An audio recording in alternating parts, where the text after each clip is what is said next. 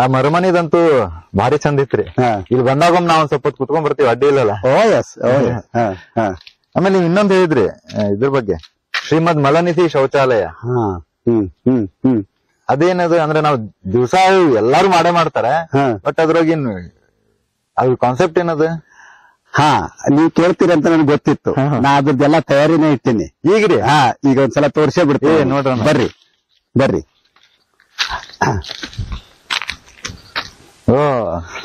ಇದು ಶ್ರೀಮದ್ ಮಲನಿಧಿ ಶೌಚಾಲಯದ ವ್ಯವಸ್ಥೆ. ಬೇಕಾಗುವಂತಹ ಸಾಮಾನುಗಳು ಏನೇನು ಅನ್ನೋದು ಇಷ್ಟ. ಆದ್ರೆ ಇದನ್ನ ಹೇಳೋಕ್ಕಿಂತ ಮೊದಲು ನಾನೊಂದ್ ಸ್ವಲ್ಪ ಹಿನ್ನೆಲೆ ಕೊಡ್ಬೇಕು. ಮೂತ್ರ ವಿಸರ್ಜನೆ ಮತ್ತು ಮಲ ವಿಸರ್ಜನೆ ಇದು ಎಲ್ಲಾ ಪ್ರಾಣಿ ಪಕ್ಷಿಗಳ ಪ್ರತಿನಿತ್ಯದ ಅನಿವಾರ್ಯ ಅಗತ್ಯ. ಹೌದಾ? ನಾವು ಮನುಷ್ಯರು ಕೂಡ ನಿಯಮಿತವಾಗಿ ಮೂತ್ರ ವಿಸರ್ಜನೆ ಮಲ ವಿಸರ್ಜನೆ ಮಾಡ್ತಾ ಇದ್ರೇನೆ ಆರೋಗ್ಯದಿಂದ ಇರ್ಲಿಕ್ಕೆ ಸಾಧ್ಯ.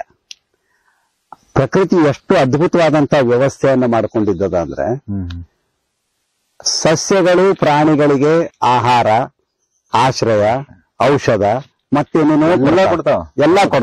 ಹೌದಾ? ಪ್ರಾಣಿಗಳು ಏನ್ ಕೊಡ್ತಾವ ವಾಪಸ್ಸು?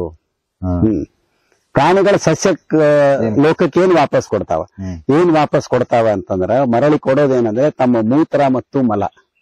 ನಾವೇನ್ ತಿಳ್ಕೊಂಡಿದೀವಿ ಅಂದ್ರೆ ಮೂತ್ರ ಮತ್ತು ಮಲ ಇದು ತ್ಯಾಜ್ಯ, ಇದು ನಿರುಪಯುಕ್ತ, ಇದು ವೇಸ್ಟ್. ಆದ್ರೆ ನಿಸರ್ಗದ ಅದ್ಭುತ ಏನಂದ್ರೆ ಮೂತ್ರ ಅಂತ ಅನ್ನೋದು ಅದರ ಸಾರಜನಕ ಬಹಳ ಹೆಚ್ಚು. ನೈಟ್ರೋಜನ್ ನಾವೇನ್ ಯೂರಿಯಾ ಅಂತ ಕರಿತೀವಿ, ರಾಸಾಯನಿಕ ಗೊಬ್ಬರ, ಅದು ಯುರಿನ್ ಅನ್ನುವಂತ ಶಬ್ದದಿಂದನೇ ಬಂದಿದ್ದದು. ಮೂತ್ರದೊಳಗೆ ಸಾರಜನಕ ಬಹಳ ಹೆಚ್ಚಿರ್ತದ, ಮಣ್ಣನ್ನು ಫಲವತ್ತ ಮಾಡ್ಲಿಕ್ಕೆ ಅದು ಸಹಾಯ ಮಾಡ್ತದ. ಮತ್ತು ಮಲದೊಳಗೆ ಕೋಟಿಗಟ್ಲೆ ಸೂಕ್ಷ್ಮ ಜೀವಿಗಳಿರ್ತಾವ.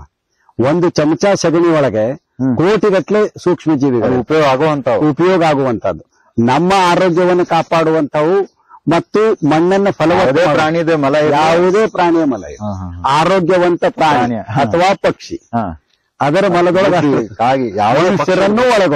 ಮನುಷ್ಯರನ್ನು ಒಳಗೊಂಡು. ಆದ್ರೆ ನಾವು ಮನುಷ್ಯರು ಏನ್ ಮಾಡಿದೀವಿ ಅಂದ್ರ ನಾಗರಿಕತೆಯ ಹೆಸರಿನೊಳಗೆ ನಾವು ಈ ವ್ಯವಸ್ಥೆಯಿಂದ ದೂರ ಹೋಗ್ಬಿಟ್ಟಿದೀವಿ.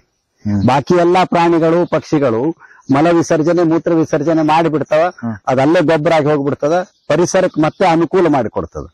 ನಾವು ಶೌಚಾಲಯ ಅನ್ನೋದನ್ನ ಮಾಡ್ಕೊಂಡ್ ಬಿಟ್ಟು, ಅಲ್ಲ ಈಗಂತೂ ಅದು ಸಾವಿರಾರು ಕೋಟಿ ಪ್ರಾಜೆಕ್ಟ್ ಮತ್ತೆ ಆಧುನಿಕ ಜೀವನ ಶೈಲಿ ಒಳಗೆ ನಾವು ಕಮೋಡ್ ವ್ಯವಸ್ಥೆಯನ್ನು ತಂದ್ಕೊಂಡಿದ್ದೀವಿ.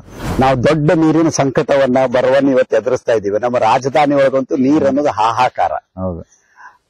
ಒಂದು ಸಣ್ಣ ಅಂದಾಜಿನ ಪ್ರಕಾರ ಇವತ್ತು ಕಮೋಡ್ ಶೌಚಾಲಯವನ್ನು ಉಪಯೋಗ ಮಾಡ್ತಾ ಇರುವವರು ನಮ್ಮ ದೇಶದೊಳಗ, ನಮ್ಮ ರಾಜ್ಯದೊಳಗ ಹಬ್ಬಬ್ಬ ಅಂದ್ರೆ ಒಂದು 5% ಜನ. ಹೌದಾ? ಅದು ಆದ್ರೆ ದಿನಕ್ಕೆ ಅದು ಬಹಳ ಆಗ್ಲಿಕ್ಕತ್ತದ, ಹೆಚ್ಚಾಗ್ಲಿಕ್ಕತ್ತದ. ಬರೀ ವಿಚಾರ ಮಾಡ್ರಿ, ಇಷ್ಟು ಪ್ರತಿ ಸಲ ನೀವು ಕಮೋಡ್ ಶೌಚಾಲಯ ಉಪಯೋಗ ಮಾಡಿದಾಗ ಒಂದ್ 5 ಲೀಟರ್ ನೀರ್ ಹೋಗ್ಬಿಡ್ತದ. ಕೇವಲ 5% ಜನರು ಉಪಯೋಗ ಮಾಡ್ತಾ ಇರುವಾಗಲೇ ನೀರ್ ಇಷ್ಟು ಖರ್ಚಾಗ್ತದ. ನಾವು ಅಭಿವೃದ್ಧಿಯ ಹೆಸರಿನೊಳಗೆ, ಪ್ರಗತಿಯ ಹೆಸರಿನೊಳಗೆ 100ಕ್ಕೆ 100 ಜನರು, ಇಡೀ ಜನಸಂಖ್ಯೆ ನಾವು ಕಮೋಡ್ ಶೌಚಾಲಯಕ್ಕೆ ಬಂದ್ರೆ ಎಷ್ಟು ನೀರು ಬೇಕಾದೀತು? ಇಡೀ ಒಂದು ವರ್ಷದೊಳಗೆ ಇಡೀ ಹಿಮಾಲಯನೇ ಕರಗೋಗ್ಬಿಡ್ತದೆ. ಅಷ್ಟು ನೀರು ನಮಗ್ ಬೇಕಾಗ್ತದೆ. ಇಂಡಿಯನ್ ಟಾಯ್ಲೆಟ್ ಇರ್ತದಲ್ಲ, ಅದಕ್ಕೇನ ಜಾಸ್ತಿ? ಇಂಡಿಯನ್ ಟಾಯ್ಲೆಟ್ಗೂ ನೀರು ಕಡಿಮೆ. ಆದ್ರೆ ಅದಕ್ಕಿಂತ ಹೆಚ್ಚು ಒಳ್ಳೆಯದು ಶ್ರೀಮದ್ ಮಲನಿಧಿ ಶೌಚಾಲಯ ಅಂತ. ಇದು ನೀವು ಪ್ರಾಕ್ಟಿಕಲ್ ಆಗಿ ಇದನ್ ಮಾಡ್ತೀರಿ? ಕಳೆದ 5 ವರ್ಷದಿಂದ ನಾನು ತೋಟಕ್ಕೆ ಬಂದಾಗನು ಹೌದು, ನಮ್ಮ ಮನೆಯೊಳಗಿರುವಾಗ್ಲೂ ಹೌದು, ಮನ್ಯಾಗನು ಇದ್ರದೇ ವ್ಯವಸ್ಥೆ ಮಾಡ್ಕೊಂಡಿದ್ದೀನಿ. ಇದನ್ನೇ ಉಪಯೋಗ ಮಾಡ್ತೀನಿ. ಇದ್ರೊಳಗೆ ಕೆಲವು ಅನುಕೂಲಗಳವ. ಒಂದು, ನಾವೇನ್ ಇಂಡಿಯನ್ ಟಾಯ್ಲೆಟ್ ಅಂತ ಹೇಳ್ತೀವಿ, ಬಹಳಷ್ಟು ಜನ ಇವತ್ತಿಗೂ ಕೂಡ ಮಲ ವಿಸರ್ಜನೆ ಮಾಡಿದ ಮೇಲೆ ತೊಳ್ಕೊಳ್ಳೋದು ಕೈಯಿಂದ. ಹೌದಾ? ಆ ಕೈ ಮತ್ತೆ ಸ್ವಚ್ಛ ತೊಳ್ಕೊಲಿಲ್ಲ ಅಂದ್ರೆ, ಸೋಪ್ ಹಚ್ಚಿ ತೊಳ್ಕೊಲಿಲ್ಲ ಅಂದ್ರೆ ರೋಗಗಳ ಹರಡ್ಲಿಕ್ಕೆ ಬಹಳ ಅನುಕೂಲದ ಕಾರಣ. ಸಣ್ಣ ಮಕ್ಕಳು, ತಿಳಿಲಾರ್ದವ್ರು ಇರ್ತಾರ, ತೀರಾ ವಯಸ್ಸಾದವ್ರು ಇರ್ತಾರ, ತೀರಾ ಆರಾಮಿಂದವ್ರು ಇರ್ತಾರ. ಯಾವ್ದೋ ಕಾರಣಕ್ಕೆ ಕೈ ಮತ್ತೆ ಸ್ವಚ್ಛ ತೊಳ್ಕೊಲಿಲ್ಲ ಅಂದ್ರೆ ರೋಗಗಳ ಹರಡ್ಲಿಕ್ಕೆ ಬಹಳ ಅನುಕೂಲ ಆಗಿಬಿಡ್ತದೆ. ಅದಕ್ಕೆ ಒಂದು ಪರ್ಯಾಯ ಅಂದ್ರೆ ಇದು. ನೀರಿನ ಅನುಕೂಲಕ್ಕಾಗಿ, ನೀರಿನ ಉಳಿತಾಯಕ್ಕಾಗಿ ಮತ್ತು ಸ್ವಚ್ಛತೆಯ ಕಾರಣಕ್ಕಾಗಿ. ಮತ್ ಇನ್ನೊಂದು ಬಹಳ ಮುಖ್ಯ ಏನಂತಂದ್ರ, ನಾವೇನು ತಿರುಗಿ ಮಲ ಮತ್ತು ಮೂತ್ರ ಇದ್ದ ಪ್ರಕೃತಿಗೆ ಹೋಗ್ಬೇಕು ಅಂತ ಕಂಪ್ಲೀಟ್ ಆಗ್ಬೇಕಂದ್ರೆ ಅದನ್ನ ಮಾಡುವಂತ ಒಂದು ಅದು ವಾಪಸ್ ಉಪಯೋಗ ಆಗುವಂಗ ಅಂತದ್ದೊಂದು ವ್ಯವಸ್ಥೆ ಇದು ಶ್ರೀಮದ್ ಮಲನಿಧಿ ಶೌಚಾಲಯ ಅಂತ. ಇದಕ್ಕೆ ಬೇಕಾಗುವಂತ ಹೌದು ಏನೇನ್ ಇರ್ತದೆ ಅಂದ್ರ ಮುಖ್ಯವಾಗಿ ಒಂದು ಕಮೋಡ್, ಆಮೇಲೆ ಇದೊಂದು ಬಕೆಟ್, ಸಾದಾ ಬಕೆಟ್, ಆಮೇಲೆ ಒಂದು ಮೂತ್ರ ಸಂಗ್ರಹ ಮಾಡೋ ಸಲುವಾಗಿ ಒಂದು ಪಾತ್ರೆ, ಆಮೇಲೆ ಮಲದ ಮೇಲೆ ಹಾಕ್ಲಿಕ್ಕೆ ಒಂದು ಬೂದಿನೋ ಮಣ್ಣಿಂದು ಏನಾದ್ರೂ ಒಂದು, ಆಮೇಲೆ ಇದು ನೀರಿಂದು ಒಂದು ಸಾದಾ ಬಾಟ್ಲಿ, ಇದು ಕಾಗದ, ಇದೊಂದು ಮೆಟ್ಲು. ಇದು ಹೆಂಗ್ ಕೆಲಸ ಮಾಡೋದು ನಾನು ನಿಮ್ಗೆ ಹೇಳ್ತೀನಿ.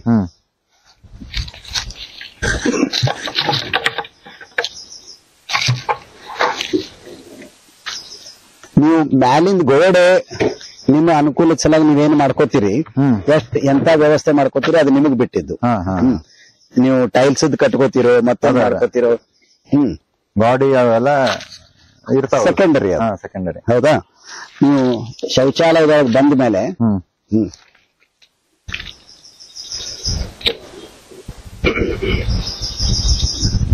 ಇದು ಶೌಚಾಲಯದೊಳಗೆ ಇರೋ ವ್ಯವಸ್ಥೆ ಅಂತ ಅನ್ಕೊಳ್ಳೋಣ. ನಾವು ಬಂದ್ಮೇಲೆ ಏನ್ ಮಾಡ್ತೀವಿ ಅಂದ್ರ ಇದು ತೆಗೆದು ಇದ್ರೊಳಗೆ ಮೂತ್ರ ವಿಸರ್ಜನೆ ಆಗ್ತದ. ಇದು ಯಾವಾಗ ತುಂಬ್ತದೋ ಅವಾಗ ಇದನ್ನ ಯಾವ್ದೋ ಒಂದು ಹಣ್ಣಿನ ಗಿಡಕ್ಕೆ ಕೊಟ್ಟು ಬಿಡ್ಬೋದು, ಇಲ್ಲ ಬಹಳ ನೀರ್ ಹಾಕಿ ತೆಳು ಮಾಡಿ ಬೇರೆ ಗಿಡಗಳಿಗೂ ಕೊಡ್ಲಿಕ್ಕೆ ಬರ್ತದೆ. ಇದು ಮೂತ್ರ ವಿಸರ್ಜನೆ ಸಲುವಾಗಿ, ಇದು ಮಲ ವಿಸರ್ಜನೆ ಸಲುವಾಗಿ. ನಾವಿಷ್ಟು ಸಮೀಪ ಬಂದು ನಿಂತಿದ್ರು ಏನೂ ಮಲದ ವಾಸನೆ ಇಲ್ಲ. ಹಂಗದ ಮಲದ ವಾಸನೆ ಯಾಕೆ ಹಾಕಿದ್ದಕ್ಕೋ? ಬೂದಿ ಹಾಕಿದ್ದಕ್ಕೆ. ನಾವು ಬಂದು ಕೂತ್ಕೊಳ್ತೀವಿ. ಮಲ ವಿಸರ್ಜನೆ ಕೆಲಸ ಇದು ಇದು ಇದೊಂದು ಬಹಳ ಮುಖ್ಯ ಪಾತ್ರ ವಹಿಸ್ತದೆ. ಅದ್ರ ಬಗ್ಗೆ ನಾನು ಹೇಳ್ತೀನಿ. ಯಾಕಂದ್ರೆ ನಮ್ಮ ಈಗ ಯೋಗಾಸನದಾಗ ಮಲಾಸನ ಅಂತ ಬರ್ತದ, ಅದು ಪೊಸಿಷನ್ ಒಂಥರ ಇರ್ತದೆ, ಅದ್ರ ಮೇಲೆ ಇರ್ತದ. ನಾವು ಸಾದಾ ಕುಕ್ಕರ್ಗಾಲೆ ಏನ್ ಕೂತ್ಕೋತೀವೋ ಸಹಜ ಮಲ ವಿಸರ್ಜನೆ ಸಂದರ್ಭದೊಳಗೆ ಅಲ್ಲಿ ನಾವೇನ್ ಕೂತ್ಕೋತೀವೋ ಅವಾಗ ನಮ್ಮ ತೊಡೆಗಳು ಪೂರ್ತಿ ಹೊಟ್ಟೆಗೆ ಅಂಟ್ಕೋತಾವ. ಹೌದು, ಅದು ಮಲ ವಿಸರ್ಜನೆಯ ಸಹಜ ವಿಧಾನ. ಅಲ್ಲಿ ಬಹಳ ದೊಡ್ಡ ಕೆಲಸ ಏನಾಗ್ತದಂದ್ರ ಇಲ್ಲಿ 2 ಹರ್ನಿಯಾ ರಂಧ್ರಗಳಂತವ. ನಾವು ಈ ಕಮೋಡ್ ಮೇಲೆ ಕೂತ್ಕೊಂಡಾಗ, ಕುರ್ಚಿ ಆಸನಗಳು ಕೂತ್ಕೊಂಡಾಗ ಒತ್ತಡ ಹೆಚ್ಚಾಯ್ತು ಅಂದ್ರೆ ಹರ್ನಿಯಾ ಆಗೋ ಚಾನ್ಸ್ ಹೆಚ್ಚಾಗ್ತದೆ. ಬಹಳಷ್ಟು ಮಂದಿಗೆ ಇದು ಗೊತ್ತಿಲ್ಲ. ಕಮೋಡ್ ಉಪಯೋಗ ಮಾಡುವವರು ಕೂಡ ಇದೇ ರೀತಿ ಕೂತ್ಕೋತಾರ. ನಾವೊಂದ್ ಸಣ್ಣ ಮೆಟ್ಲೆ ಇಟ್ಕೊಂಡಿಟ್ವಿ ಅಂದ್ರ ಈ ರಂಧ್ರಗಳು ಮುಚ್ಕೊಂಡ್ಬಿಡ್ತಾವ. ಹರ್ನಿಯಾ ಆಗೋ ಚಾನ್ಸ್ ಬಹಳ ಕಡಿಮೆ ಆಗ್ಬಿಡ್ತದೆ. ಅಂದ್ರೆ ಕಮೋಡ್ ವ್ಯವಸ್ಥೆಯಿಂದ ಬಹಳ ಹರ್ನಿಯಾ ಜಾಸ್ತಿ ಆಗಿದ್ದು ಅದಕ್ಕೆ ಅದು ಒಂದು ದೊಡ್ಡ ಕಾರಣ. ಹೌದಾ? ನಮ್ದು ಮಲ ವಿಸರ್ಜನೆ ಕೆಲಸ ಮುಗೀತು ಅಂತಂದ್ರ ಇದೇನು ಹಳೆಯ ಪೇಪರ್ದು ನಾವು ತುಂಡು ಮಾಡಿ ಇಟ್ಕೊಂಡಿರ್ತೀವಿ, ನಾನು ಮಾಡ್ಕೊಂಡಿರುವಂತ ವಿಧಾನ ಇದು.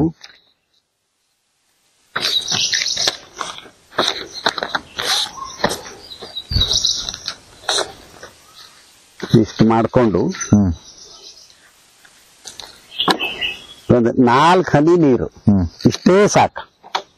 ನಿಮ್ದು ವೆಟ್ ಟಿಶ್ಯೂ ಪೇಪರ್ ತಯಾರಾಯ್ತು. ವೆಟ್ ಟಿಶ್ಯೂ ಪೇಪರ್ ತಯಾರಾಯ್ತು. ನೀವು ಸ್ವಚ್ಛ ಮಾಡ್ಕೊಂಡ್ರಿ, ನಿಮ್ಮನ್ನ ನೀವೇ ಸ್ವಚ್ಛ ಮಾಡ್ಕೊಂಡ್ರಿ.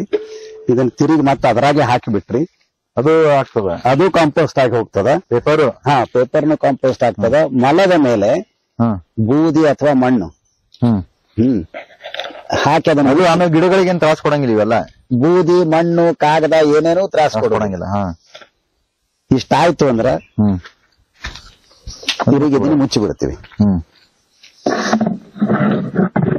ಅದು ವಾಸನೆ ಬರಂಗಿಲ್ಲ. ಆಮೇಲೆ ಒಟ್ಟ ಏನು ವಾಸನೆ ಬರುದಿಲ್ಲ.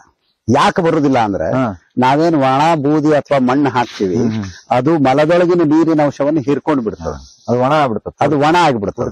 ಅಲ್ಲಿ ಆಮೇಲೆ ಅಲ್ಲಿ ಏನಾಗ್ತದಂದ್ರೆ ನೊಣ ಕೂಡೋದು ಅಥವಾ ವಾಸನೆ ಹರಡೋದು ಅವಕಾಶ ಪೂರ್ತಿ ಮುಚ್ಚೋಗ್ಬಿಡ್ತಿದ್. ಮತ್ತೆ ನಾವು ಹೆಂಗಿದ್ರು ಶೌಚಾಲಯ ಅಂತೂ ಸೊ ಏನು ವಾಸನೆ ಬರೋದಿಲ್ಲ, ರೋಗ ಹರಡೋದಿಲ್ಲ. ನೀರಿನ ಬಳಕೆ ಅತ್ಯಂತ ಕಡಿಮೆ. ನೀವು ಒಂದ್ಸಲ ಏನ್ ಫ್ಲಶ್ ಯೂಸ್ ಮಾಡಿ ನೀರು ಖರ್ಚು ಮಾಡ್ತಿರೋ, ಒಂದ್ ಇಡೀ ವರ್ಷ ಖರ್ಚು ಮಾಡ್ತೀವಿ ಅದನ್ನ. ಮತ್ತೆ ಇದು ತುಂಬುತ್ತದ, ಇದು ಬಕೆಟ್ ತುಂಬುತ್ತದ, ತೆಗೆದು ಮುಚ್ಚಿಟ್ಟು ಬಿಡ್ರಿ. ಇಡೀ ಡ್ರೈನೇಜ್ ವ್ಯವಸ್ಥೆನ ಉಲ್ಟಾ ಅನವಶ್ಯಕ. ಈ ತುಂಬಿದ ಬಕೆಟ್ ಮುಚ್ಚಿಟ್ಟು ಬಿಡ್ರಿ ಒಂದ್ 3 ತಿಂಗಳು, ಮತ್ತೊಂದ್ ಬಕೆಟ್ ಉಪಯೋಗ ಮಾಡ್ರಿ. 3 ತಿಂಗಳಾದ್ಮೇಲೆ ಅದನ್ನ ಒಯ್ದು ಗಿಡಕ್ಕೆ ಕೊಟ್ಟು ಬಿಡ್ರಿ. ಒಳ್ಳೆ ಗೊಬ್ಬರ ಅದು, ಒಳ್ಳೆ ಗೊಬ್ಬರ. ಅಲ್ಲಣ್ಣ ಈಗಂತೂ ಸ್ವಲ್ಪ ವರ್ಷದಿಂದ ಈ ಬಯಲು ಶೌಚ ಮುಕ್ತ ಅಂತ ಶುರು ಆಗಿದ್ದದ, ಹೌದಾ? ಅಂದ್ರೆ ಅದು ಹಳ್ಳಿಗಳಿಗೆ ಎಷ್ಟು ಮುಟ್ಟ್ಯದು ಅನ್ನೋದು ಅದು ಇನ್ನೂ ಪ್ರಶ್ನೆ. ಯಾಕಂದ್ರೆ ನಾವು ಹಿಂಗ ಅಡ್ಡಾಡ್ಲಿಕ್ಕೆ ಹೋದಾಗದು ನಾವು ನೋಡ್ತಿರ್ತೀವಿ. ಏನ್ ಕಡಿಮೆ ಆದಂಗ ನನಗಂತೂ ಪರ್ಸನಲಿ ಏನ್ ಅನ್ಸಿಲ್ಲ. ಅದೇನು ಬಹಳ ಪ್ರಮಾಣದ ಕಡಿಮೆ. ನಿಮ್ಗೆ ಹೆಂಗ ಅನಿಸ್ತದ? ಕಡಿಮೆ ಆಗಿರ್ಬೋದು, ಆದ್ರೆ ನೀರಿನ ಬಳಕೆ ಬಹಳ ಹೆಚ್ಚಾಗ್ಬಿಡ್ತದ. ಶೌಚಾಲಯವನ್ನು ಸ್ವಚ್ಛ ಇಟ್ಕೋಬೇಕಂದ್ರೆ ಬಹಳ ನೀರು ಖರ್ಚು ಮಾಡ್ಬೇಕಾಗ್ತದೆ. ಬಯಲು ಬಹಿರ್ದೇಶ ಅನ್ನೋದು ನಿಜವಾಗಿಯೂ ಅತ್ಯಂತ ಪರಿಸರ ಸ್ನೇಹಿ ಚಟುವಟಿಕೆ ಮಲ ವಿಸರ್ಜನೆ ಅಂದ್ರೆ ಅದು. ಬಯಲೊಳಗೆ ಹೋಗಿ ಮಲ ವಿಸರ್ಜನೆ ಮಾಡಿ ಬರೋದು. ಸಮಸ್ಯೆ ಎಲ್ಲಿತ್ತು, ಆ ಮಲವನ್ನು ಮುಚ್ಚಿ ಬರುವುದಿಲ್ಲ ಜನ. ಅದ್ರ ಮೇಲೆ ಮಣ್ಣು ಹಾಕಿ ಮುಚ್ಚಿ ಬಂದ್ಬಿಟ್ರ ರೋಗ ಹರಡೋದಿಲ್ಲ, ವಾಸನೆ ಬರುವುದಿಲ್ಲ. ಎರಡನೇದ್ದು ಕೈಯಿಂದ ತೊಳ್ಕೊಂಡು ಬರ್ತಾರೆ, ಕೈ ಸ್ವಚ್ಛ ತೊಳ್ಕೊಳ್ಳೋದಿಲ್ಲ. ಸೊ ಅದು ಮುಚ್ಚಲಾರ್ದಕ್ಕೆ ವಾಸನೆ ಹರಡೋದು, ವಾಸನೆ ರೋಗ ಹರಡೋದು. ಮುಚ್ಚಿ ಬಂದ್ಬಿಟ್ರೆ ಅದು ಅತ್ಯಂತ ಒಳ್ಳೆ ವಿಧಾನ ಅದು. ಇಲ್ಲಪ್ಪ ನಿಮಗ್ ಬಯಲಿಲ್ಲ, ತೋಟ ಇಲ್ಲ, ನೀವು ನಗರದೊಳಗಿದ್ದೀರಿ, ಊರೊಳಗಿದ್ದೀರಿ ಅಂದ್ರೆ ಈ ವಿಧಾನ. ಅದ್ರದ್ದು ಇದು ನಾವು ಅದೇ ವಿಧಾನವನ್ನು ಮನೆಗೆ ಅಳವಡಿಸ್ಕೊಂಡಿದ್ದ. ಮತ್ ಏನಂತಂದ್ರ ಇದು ಒಂದ್ಸಲ ತುಂಬಿತು ಅಂತಂದ್ರ 3 ತಿಂಗಳ ಪಕ್ಕಕ್ಕೆ ಇಟ್ಟು ಬಿಡ್ತೀರಿ, ಇನ್ನೊಂದ್ ಬಕೆಟ್ ಯೂಸ್ ಮಾಡ್ತೀರಿ, ಆಮೇಲೆ ಒಯ್ದು ಗೊಬ್ಬರ ಮಾಡಿ ಅದನ್ನ ಗಿಡಕ್ಕೆ ಕೊಟ್ಟು ಬಿಡ್ತೀರಿ. ನನ್ನ ಬಹಳ ದೊಡ್ಡ ಕನಸು ಏನಂತಂದ್ರ, ಇವತ್ತು ಜನ ತಮ್ಮ ಅಡಿಗೆ ಸಲುವಾಗಿ ಸಿಲಿಂಡರ್ನ ತಗೊಂಡ್ಬರ್ತಾರ, ಹೌದಾ? ತುಂಬಿದ ಸಿಲಿಂಡರ್ ತಗೊಂಡ್ಬರ್ತಾರ, ಖಾಲಿ ಸಿಲಿಂಡರ್ ವಾಪಸ್ ಕೊಡ್ತಾರ. ಒಂದು ದಿವಸ ಇಂಥದ್ದು ಬರಬೇಕು, ತುಂಬಿದ ಬಕೆಟ್ ನಾವು ವಾಪಸ್ ಕೊಡ್ತೀವಿ, ಖಾಲಿ ಬಕೆಟ್ ಅವ್ರ ಕಡೆ ಇಸ್ಕೋತೀವಿ. ನಾವು ಬರೇ ನಮ್ದು ಬಕೆಟ್ ತುಂಬಿದ್ದದ ಅಂತ ವಾಟ್ಸಾಪ್ ಒಬ್ಬರಿಗೆ ಮೆಸೇಜ್ ಕಳಿಸ್ಬಿಡುದು, ಒಂದು ಏಜೆನ್ಸಿ ಅವ್ರಿಗೆ. ಅವ್ರು ತಮ್ಮ ಗಾಡಿ ತಗೊಂಡ್ ಬರ್ತಾರ, 10 ಮನೆಯಿಂದ ತುಂಬಿದ ಬಕೆಟ್ ತಗೋತಾರ, ಒಯ್ದು ಯಾವ್ದೋ ಒಂದು ತೋಟಕ್ಕೆ ಕೊಡ್ತಾರ, ಖಾಲಿ ಬಕೆಟ್ ತಂದು ನಿಮಗ್ ಕೊಡ್ತಾರ. ಯಾಕೆ ಸಾಧ್ಯ ಆಗಬಾರದು ಅಂತ. ಒಂದಿಲ್ಲ ಒಂದ್ ದಿವಸ ನೀರಿನ ಕೊರತೆ ಇನ್ನೂ ಹೆಚ್ಚಾದಾಗ ಇದರ ಮಹತ್ವ ನಮಗ್ ತಿಳಿತು ಅಂದ್ರ ನಾವು ನಿಜವಾಗಿಯೂ ಪರಿಸರ ಸ್ನೇಹಿ ಜೀವನ ನಡೆಸಬೇಕು ಅನ್ನೋದು ನಮಗ್ ಅರಿವಾದಾಗ. ಕರ್ನಾಟಕದಾಗ ಬರೀ ಕರ್ನಾಟಕ ಅಂತ ತಗೊಂಡ್ರು ಇದನ್ನ ಮಾಡೋರು ಇದಾರ ಅಥವಾ? ನಾನ್ ಸಾಕಷ್ಟು ಜನರ ಜೊತೆ ಹಂಚ್ಕೊಲಿಕ್ಕೆ ಹತ್ತೀನಿ. ಯಾವಾಗ ನಮ್ಮಲ್ಲಿ ಶಿಬಿರ ಗೊತ್ತಾಗಿದ್ದಂಗ ನಾನು ಬಹಳ ತಲೆ ಕೆಡಿಸ್ಕೊತಿದ್ದೆ. ಒಬ್ರು ಜಂಕಿನ್ಸ್ ಅನ್ನುವಂತ ಮನುಷ್ಯ ಹ್ಯೂಮ್ಯಾನ್ಯೂರ್ ಅನ್ನುವಂತ ಒಂದು ಪುಸ್ತಕ ಬರ್ದಾನ. ಮನುಷ್ಯರ ಮಲದ ಬಗ್ಗೆನೆ ಬಹಳ ಸಂಶೋಧನೆ ಮಾಡಿ ಇದನ್ನು ಬರ್ದಾನ ಪುಸ್ತಕ. ಬಹಳ ಚಲೋ ಪುಸ್ತಕ, ಹ್ಯೂಮ್ಯಾನ್ಯೂರ್ ಅಂತ ಹೇಳಿ. ಹ್ಯೂಮನ್ ಮ್ಯಾನ್ಯೂರ್ ಅಂತ. ಮನುಷ್ಯನ ನಮ್ಮ ದೇಶದೊಳಗೆ ಹಿಂದೆ ಇದನ್ನ ಗೊಬ್ಬರ ಮಾಡಿ ತೋಟಕ್ಕೆ ತಗೊಂಡೋಗಿ ಹಾಕುವಂತ ಪದ್ಧತಿ ಇತ್ತೇ ಇತ್ತು. ಜಪಾನ್ದೊಳಗಿತ್ತು, ಚೀನಾದೊಳಗಿತ್ತು, ಎಲ್ಲಾ ಏಷ್ಯಾದ ದೇಶಗಳಲ್ಲಿ ಇದು ಅತ್ಯಂತ ಪ್ರಚಲಿತವಾದಂತ ಪದ್ಧತಿಯಾಗಿತ್ತು. ಖರೆ ಹೇಳ್ಬೇಕಂದ್ರ ಜಪಾನ್ದೊಳಗ ಈಗ ನಮ್ಮಲ್ಲಿ ಶೌಚಾಲಯ ಅಂತಂದ್ರ ಹಿತ್ತಲದೊಳಗಿರ್ತದ, ಮನೆ ಹಿಂದಿರ್ತದ. ಜಪಾನ್ದೊಳಗ ತೀರಾ ಇತ್ತೀಚಿನ ತನಕ ತಲೆಬಾಗಲ ಅಂತ ನಾವೇನಂತೀವಲ್ಲ, ಮುಂದಿನ ಬಾಗಲ, ಮುಂಚಿ ಬಾಗಲದ ಬಾಜುಕನೇ ಶೌಚಾಲಯ ಇರ್ತಿತ್ತು. ಅವ್ರು ಹೋಗಿ ಬರುವವರಿಗೆ ವಿನಂತಿ ಮಾಡ್ಕೊತಿದ್ರಂತ, ಯಾತ್ರಿಕರಿಗೆ ಬೇರೆ ಕಡೆಯಿಂದ ಬಂದವ್ರಿಗೆ, ನಮ್ಮ ಶೌಚಾಲಯ ಉಪಯೋಗ ಮಾಡ್ರಿ ಅಂತ. ಆ ನಿಧಿ ನಮಗ್ ಸಿಗ್ತದ, ನಮ್ಮ ತೋಟಕ್ಕೆ ಒಳ್ಳೆ ಗೊಬ್ಬರ ಆಗ್ತದ ಅಂತ. ಆ ವಿವೇಕವನ್ನ ನಾವು ಕಳ್ಕೊಂಡ್ವಿ. ಈಗ ಮತ್ತೆ ನಾವು ಅದನ್ನ ಮರಳಿ ಪಡಿಬೇಕಾಗಿದ್ದದ. ಮೊದಲ ಸಲ ಸ್ವಲ್ಪ ಇದೇನಪ್ಪ ಇದು ಅಂತ ಅನಿಸ್ತದ. ಆದ್ರೆ ಉಪಯೋಗ ಮಾಡ್ಲಿಕ್ಕೆ ಶುರು ಮಾಡಿದ್ಮೇಲೆ ಒಂದ್ಸಲ ಅದು ಒಳಗೆ ನನಗ ಹೌದಪ್ಪ ಇದು ನಾನು ಮಾಡಲೇಬೇಕಾದಂತ ಕರ್ತವ್ಯ, ಇದು ಭೂಮಿ ತಾಯಿಗೆ ಇದು ಅತ್ಯಂತ ಪವಿತ್ರವಾದದ್ದು ಅಂತ ಯಾವಾಗ ನನಗೆ ಅರಿವಾಗ್ತದೋ ಅವಾಗ ನಾನು ಮಾಡ್ಲಿಕ್ಕೆ ಶುರು ಮಾಡ್ತೀನಿ. ಹಾಗಾಗಿಯೇ ಹೆಸರು ಶ್ರೀಮದ್ ಮಲನಿಧಿ ಶೌಚಾಲಯ ಅಂತ. ಅತ್ಯಂತ ಪವಿತ್ರವಾದದ್ದು, ಅತ್ಯಂತ ಒಳ್ಳೆಯ ಕೆಲಸ ಇದು. ನಾನು ಬಹಳಷ್ಟು ಜನರಿಗೆ ಹಂಚ್ಕೊಳ್ತಾ ಇದ್ದೀನಿ. ಕೆಲವರು ನಾವು ಮಾಡ್ತೀವಿ ಅಂತ ಹೇಳಾರ, ಆದ್ರೆ ಮಾಡಿದ್ದು ನನಗಿನ್ನೂ ಪಕ್ಕಾ ಗೊತ್ತಿಲ್ಲ. ಹೌದು, ಅದಿನ್ನೂ ಅರಿವಿಸ್ಕೊಳಿಕ್ಕೆ ಟೈಮ್ ಬೇಕಾದ, ಒಳಗಿರೋದು ಅನಿಸ್ಲಿಕ್ಕೆ ಟೈಮ್ ಬೇಕಾಗ್ತದ. ನಾನು ಕಳೆದ 5 ವರ್ಷದಿಂದ ತೋಟದೊಳಗೂ ಹೌದು, ಮನೆಯೊಳಗೂ ಹೌದು, ಇದೇ ವಿಧಾನವನ್ನ, ಇದೇ ವ್ಯವಸ್ಥೆಯನ್ನ ನಾನು ಉಪಯೋಗ ಮಾಡ್ತಾ ಇದ್ದೀನಿ. ಒಳ್ಳೆ ಇದೆ. ಇಲ್ಲೇ ನಿಂತು ಮಾತಾಡ್ಲಿಕ್ಕೆ ಹತ್ತೀವಿ, ಏನ್ ವಾಸನೆ ಬರ್ತದೆ ನಮ್ಗೆ ಅನ್ಸಬಲ್ತ. ನಾವು ಶೌಚಾಲಯದ ಹತ್ರ ಇದೀವಿ ಇಲ್ಲ. ಈ ಪಬ್ಲಿಕ್ ಇದಕ್ಕ ಹೋಗ್ಬಿಟ್ರಂತೂ ನಿಲ್ಲಿಕ್ಕೆ ಆಗೋದಿಲ್ಲ. ಇದು ನೋಡಿದವ್ರು ಏನಾರ ಸ್ವಲ್ಪ ಅದ್ರ ಬಗ್ಗೆ ಕಾಳಜಿ ತಗೊಂಡ್ ಮಾಡಿದ್ರೆ ಚಲೋ ಆಗ್ತಾರ. ಆಶಾಭಾವನೆ ಇಟ್ಕೊಳ್ಳಂತ ನಾವು ನೋಡ ಮುಂದಿನ ದಿನಗಳಲ್ಲಿ ಎಲ್ಲೋ ಒಂದ್ ಕಡೆ ಶುರು ಆಗ್ಬೇಕು. ಅಂದ್ರೆ ಇದು ಎಂದೋ ಒಂದ್ ದಿವ್ಸ ಮಾಡ್ಬೇಕಪ್ಪ, ಇದನ್ ಮಾಡ್ಬೇಕು ಅಂತ. ಮುಖ್ಯ ಏನಂದ್ರೆ ಬೇರೆದವ್ರು ಯಾರೋ ಮಾಡ್ಲಿ ಅಲ್ಲ, ನಾನೇ ಮಾಡ್ಬೇಕು, ನಾನೇ ಅದನ್ನ ಅನುಭವಿಸ್ಬೇಕು. ನನಗೆ ಅದರ ಬಗ್ಗೆ 100 ಸಂಶಯಗಳ ನನಗೆ ಹುಟ್ಕೋಬೇಕು. ಇದ್ರ ಸಮಸ್ಯೆ ಏನು, ನೀವೇನೋ ಪ್ರಶ್ನೆ ಕೇಳ್ತೀರಿ, ನನಗೆ ಅದಕ್ಕೆ ಉತ್ತರ ಇರುವುದಿಲ್ಲ. ಆಮೇಲೆ ಏನಪ್ಪಾ ಅದರ ಉತ್ತರ, ಇದು ಎಲ್ಲಾ ಕಡೆ ಸಾಧ್ಯದ ಏನು, ಮತ್ತೊಂದ್ ಕಡೆ ಪ್ರಶ್ನೆಗಳು ಬಂದಾಗಲೇ ನಾವು ಉತ್ತರ ಹುಡುಕ್ಲಿಕ್ಕೆ ಶುರು ಮಾಡ್ತೀವಿ. ಅದ್ರದ್ದು ಇದನ್ ಗಾಂಧೀಜಿಯವರು ಹಿಂಗ್ ಮಾಡ್ತೀರಾ ಅಥವಾ ಅವ್ರದ್ದೇನು? ಗಾಂಧೀಜಿ ಅವ್ರದ್ದು ಇನ್ನೊಂದ್ ರೀತಿಯ ಅದ್ಭುತ ಇತ್ತು. ಅವಾಗ ಕಮೋಡ್ ಅನ್ನೋದಿರ್ಲಿಲ್ಲ, ಕಮೋಡ್ ಇರ್ಲಿಲ್ಲ. ನೀವ್ ಹೇಳ್ಬೇಕಾದ್ರೆ ಈಗ ನಾವು ಶುರು ಮಾಡ್ಬೇಕಂತ ಹೇಳಿದ್ರಲ್ಲ, ಅವ್ರ ವಿಚಾರ ನೆನಪಿಗೆ ಬಂತ. ನನ್ನ ಜೀವನವೇ ನನ್ನ ಸಂದೇಶ ಅಂತ. ಹೌದಾ? ಅವ್ರ ಬಗ್ಗೆ ನಿಮ್ ಜೊತೆ ಬಹಳ ಮಾತಾಡೋದಲ್ಲ ಇನ್ನು. ಬಟ್ ಇದೇ ವಿಷಯಕ್ಕೆ ಬಂದಾಗ ಅವರು ಸ್ವಚ್ಛತೆ ಬಗ್ಗೆ ಅಂತೂ ಕೊಡ್ತಿದ್ರು. ಅವರು ಆಗ್ಲೇನೆ 100 ವರ್ಷದ ಹಿಂದೆ ಕಾಂಪೋಸ್ಟ್ ಶೌಚಾಲಯ ಮಾಡಿದ್ರು. ಈ ತರ ಇರ್ಲಿಲ್ಲ, ಕಮೋಡ್ ಅಂತ ಇರ್ಲಿಲ್ಲ. ಆದ್ರೆ ಅವ್ರು ನೋಡಿ ಇಲ್ಲೇ ನಿಂತರು ನಮಗೇನ ಅಲ್ಲಿ ಇದೀವಂತೂ ಅನ್ಸುದಿಲ್ಲ. ಅವರು ಕಾಂಪೋಸ್ಟ್ ಶೌಚಾಲಯ ಮಾಡಿದ್ರು. ಮಲವನ್ನ ಮತ್ತೆ ಕಾಂಪೋಸ್ಟ್ ಮಾಡಿ ತಮ್ಮ ತರಕಾರಿ ಬೆಳೆಗಳನ್ನು ಬೆಳಿಲಿಕ್ಕೆ ಅವರು ವರ್ಧಾದ ಆಶ್ರಮದೊಳಗೆ ಅವ್ರು ಮಾಡ್ಕೊಂಡಿದ್ದ ವ್ಯವಸ್ಥೆಯನ್ನ ನಾನು ನೋಡಿ ಬಂದೀನಿ. ಬಹಳ ಸರಳ, ಅತ್ಯಂತ ಪರಿಸರ ಸ್ನೇಹಿ ವ್ಯವಸ್ಥೆ. ಅಷ್ಟೇ ಅಲ್ಲ, ಈಗ ನೀವು ಅದನ್ನ ಗಾಂಧೀಜಿ ನೆನಪು ಮಾಡಿದಿರಿ ಅಂತ ಒಂದ್ ಸಣ್ಣ ಕಥೆ ಹೇಳ್ಬಿಡ್ರಿ. ಗಾಂಧೀಜಿ ಅವರ ಅನುಭವದ್ದು ಹೇಳ್ರಿ.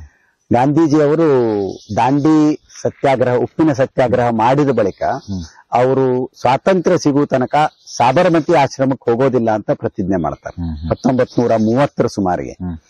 ಆಮೇಲೆ ಅವರು ವರ್ಧಾ, ನಾಗ್ಪುರದ ಹತ್ರ ವರ್ಧಾದ ಹತ್ರ ಒಂದು ಸೇಗಾಮ್ ಅನ್ನುವಂತ ಒಂದು ಹಳ್ಳಿ, ಅದಕ್ಕೆ ಸೇವಾಗ್ರಾಮ್ ಅಂತ ಹೆಸರು ಕೊಟ್ಬಿಟ್ಟು ಅಲ್ಲಿ ತಮ್ದು ಆಶ್ರಮ ಮಾಡ್ಕೋತಾರೆ. ಆಶ್ರಮ ಮಾಡ್ಕೊಂಡ ಬಳಿಕ ಅವರ ಪ್ರತಿನಿತ್ಯದ ಒಂದು ಕಾಯಕ ಏನು ಅಂತಂದ್ರೆ ಸ್ವಚ್ಛತೆ ಬಗ್ಗೆ ವಿಚಿತ್ರ ಹುಚ್ಚು ಗಾಂಧೀಜಿಗೆ. ಏನ್ ಮಾಡ್ತಾ ಇದ್ರಂದ್ರೆ ಆಶ್ರಮವಾಸಿಗಳನ್ನ ಕರ್ಕೊಂಡು, ಅದೇನು ಸಮೀಪದ ಊರಿತ್ತೋ ಅಥವಾ ಹಳ್ಳಿ ಇತ್ತು ಅವಾಗ, ಆ ಹಳ್ಳಿಗೆ ಹೋಗೋದಂತ ಜನ ಏನ್ ರಸ್ತೆ ಎರಡೂ ಮಗ್ಗಲಿಗೆ ಮಲ ವಿಸರ್ಜನೆ ಮಾಡಿರ್ತಿದ್ರು, ಆ ಮಲವನ್ನ ಬಕೆಟ್ ತುಂಬಿ ತಗೊಂಡು ಬಂದು ನಮ್ಮ ಆಶ್ರಮಕ್ಕೆ ವಾಪಸ್ ತಂದು ಅದನ್ನ ಕಾಂಪೋಸ್ಟ್ ಮಾಡಿ ಉಪಯೋಗ ಮಾಡೋದು. ಹಿಂಗ್ ದಿನಾಲೂ ಮಾಡ್ತಿದ್ರಂತ. ಒಂದು ದಿವಸ ಅವ್ರು ಹೋಗಿದ್ರಂತ ಹಿಂಗೆ ಒಂದು 4-6 ಜನ ಆಶ್ರಮವಾಸಿಗಳನ್ನ ಕರ್ಕೊಂಡು ಹೋದಾಗ ಒಬ್ಬ ಹಳ್ಳಿ ಅವ ಕೇಳಿದಂತವ್ರಿಗೆ ಹೇಳಿದ್ನಂತ, ನಾ ಈಗರ ಅಲ್ಲೇ ಹೊಲಸು ಮಾಡಿ ಬಂದೀನಿ, ಬಳ್ಕೊಂಡ್ ಹೋಗಿ ನೀನು ಅಂತ. ಆಶ್ರಮವಾಸಿಗಳು ಸಿಟ್ಟು ಬಂದ್ಬಿಡ್ತಂತ. ಅವ್ರಂದ್ರಂತ, ಅಲ್ಲ ಈಗಾಗಲೇ ಇವ ಜಗತ್ ಪ್ರಸಿದ್ಧ ಮನುಷ್ಯ, ದಾಂಡಿ ಸತ್ಯಾಗ್ರಹ ಮಾಡಿ ಜಗತ್ ಪ್ರಸಿದ್ಧ, ಇಷ್ಟೆಲ್ಲ ಕೆಲಸ ಮಾತು ಮೇಲೆ ನಿಂತಿತ್ತು ಇಡೀ ದೇಶ. ಅಂತವಾಗ ಇವ್ ಹಳ್ಳಿ ಅವ ಹಿಂಗ್ ಬಂದು ಹೇಳಿ ಹೋಗ್ತಾನಲ್ಲ, ತಾಜಾ ಅದ ನೋಡು ತಗೊಂಡ್ ಹೋಗು ಅಂತ. ಅವ್ರು ಕೇಳ್ತಾರೆ ಗಾಂಧಿಗೆ, ನಿನಗ್ ಸಿಟ್ಟು ಬರಂಗಿಲ್ಲೇನು, ಇಂಥದ್ ಯಾಕೆ ಮಾಡ್ಕೋತ ಹೊಂಟಿಯೋ ಮಾರಾಯ, ಈ ಜನ ಸುಧಾರ್ಸವ್ರಿದ್ದಾರೇನು, ಎಷ್ಟು ವರ್ಷ ನೀ ಇದನ್ನ ಮಾಡಿದ್ರು ಅವ್ರು ಸುಧಾರ್ಸವ್ರಿಲ್ಲ, ನೀ ಯಾಕೆ ಇದನ್ನ ಮಾಡಿ ಈಗ ನೋಡಿದ್ರಂತೂ. ಅವಾಗ ಗಾಂಧಿ ಕೊಟ್ಟದ ಉತ್ತರ ಏನಂತಂದ್ರ, ಅವ್ರು ಸುಧಾರಿಸ್ತಾರೋ ಬಿಡ್ತಾರೋ ನನಗೆ ಗೊತ್ತಿಲ್ಲ, ಆದ್ರೆ ಆ ಕಾಯಕ ಮಾಡೋದ್ರಿಂದ ನಾನು ದಿನಾಲು ಸುಧಾರಿಸ್ತೀನಿ, ನನ್ನೊಳಗೆ ದಿನಾಲು ಸ್ವಲ್ಪ ಪರಿವರ್ತನೆ ಆಗ್ತಾ ಹೋಗ್ತದ. ನನಗ್ ಬೇಕಾಗಿರೋದಿದು. ಅವ್ರ ಪರಿವರ್ತನೆ ಆಗ್ತಾರೋ ಬಿಡ್ತಾರೋ ಅದು ಅವ್ರಿಗೆ ಬಿಟ್ಟಿದ್ದದ. 100 ವರ್ಷದ ಹಿಂದೆ ಆ ವ್ಯಕ್ತಿ ಸ್ವಚ್ಛತೆ ಸಲುವಾಗಿ ಮಲ ವಿಸರ್ಜನೆ ಅನ್ನೋದಕ್ಕೆ ಇಷ್ಟು ಮಹತ್ವ ಕೊಟ್ಟು ಅದನ್ನ ಗೊಬ್ಬರ ಮಾಡ್ಲಿಕ್ಕೆ ಶುರು ಮಾಡಿದ್ದು ನಮ್ಮ ಮುಂದೆ ಜೀವಂತ ಉದಾಹರಣೆ. ನಾವು ಸ್ವಲ್ಪ ಬದಲು ಮಾಡ್ಕೊಂಡು ಇಂಥದ್ದು ಮಾಡ್ಕೊಳ್ಳೋಣ.